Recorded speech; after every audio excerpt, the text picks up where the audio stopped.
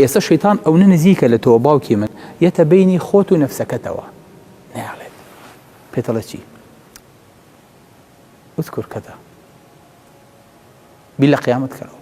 بیل لە عەزەمەتی خوا بکەرەوە بیل لەوە بکەرەوە نا وڵێ خۆ تۆ ئەمجار نەبزانی هین بە چەندە دۆلار ئەمڕۆ بە چەند بوو نەبزانی معاش یا نایە ئەگا لە دنیا هەر نەماوە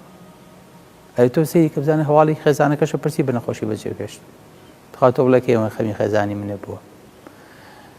هەزاری و یەک خۆتۆرەوە بۆ ئەخڵقێنێ بەس بۆ ئەوەی کە لە نوێژەکە دوورخاتەوە لما لم يكن يذكر شتی واو بیرە خاتەوە سبحان الله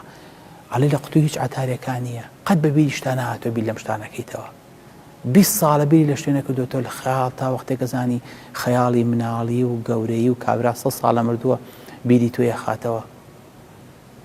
حتى يظل الرجل لا يدري كم صلى أو أن يدري كم صلى حتى يظل الرجل أن يدري كم صلى حتى إنسانك وايل يدي نازانێت چەندی نوێژ کردووە سبحان الله بەڵێ خۆشەویستەکانم ئەمە شەیتانە بۆیە وەختێک زانی ئێمە الله ئەکبەرە کەینی و لە سەلامەکە بیرمانە کرد و کورە با بخۆی من نوێژمان کرد بەڵام خەیاڵ و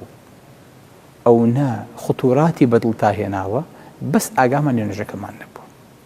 دواییش کە نوێژ تەواوە بێ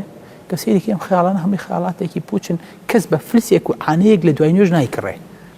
بیریشی لای نامێنێ بەڵام لە کاتی نوێژەکەیە شەیتان هەموو ئەمانە بۆ دروست دەکات